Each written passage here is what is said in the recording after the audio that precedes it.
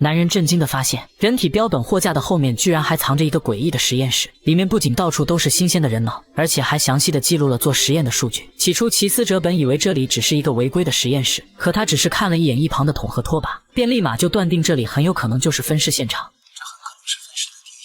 因为根据桶和拖把上的血液残留，他怀疑凶手是利用这些处理掉了地上的血迹。随后警方便立马找到学校领导了解情况，结果领导却表示这个实验室多年前就已经荒废了。不过好在驻队之前在笔记本上看到了黄正明的签名，所以当即便让领导带他们去找黄正明了解情况。可到门口敲了半天也没有人开门，于是无奈的领导也只好用备用钥匙直接进入了他的办公室。而韩队刚一进去，便立马就发现了一条重要的线索，那就是黄教授连续多天点的外卖，刚好是死者刘媛媛工作的餐厅。哎，你们什么人？进我的办公室干什么？公安、警察。随后黄教授便被警方带到了审讯室。然而当韩队拿出在实验室发现的人脑照片时，黄教授不仅显得一点也不担心，而且居然还直接承认这些脑袋都是自己亲手割下来的。他这就认罪了？那请您说说吧，怎么杀人的？可当驻队拿出刘媛媛的照片后，黄教授却立马就又否认了自己刚才说的话。杀人？我没有杀人啊！这女的我没见过，我没有杀人。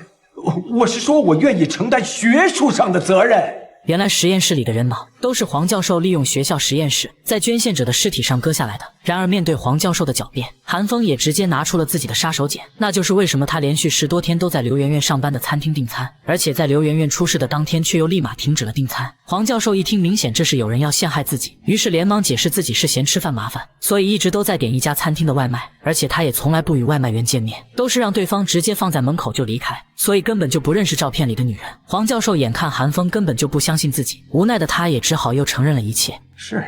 为了我的实验，我愿意去杀人。我讲过无数次，解剖人的大脑，看看里面的秘密。但是，我请你们来证明我杀了这个女孩。虽然韩风对黄教授的审讯并没有什么进展，但此时的齐思哲却发现了一个重要的线索，那就是黄教授在接受审讯的时候右手一直在不停地抖动。虽然齐思哲并不知道对方是被吓得这样，还是有什么其他的原因，但却让他无意间发现黄教授的手表居然就是当初李明的手表。然而还没等齐思哲搞清楚李明跟黄教授的关系，结果警方这边就在后山找到了刘媛媛的头颅。虽然根据头部伤痕，齐思哲很快就判断出是医学专业的锤子造成的，不过他却并不认为这起分尸案是黄教授所为。因为根据黄教授之前手抖的情况和那本实验日记上的笔记，齐思哲推断黄教授很有可能是患上了帕金森。而且标本楼301室黄正明切下来的头颅切口处非常的不平整，而刘媛媛的头颅切口处相当的平整利落。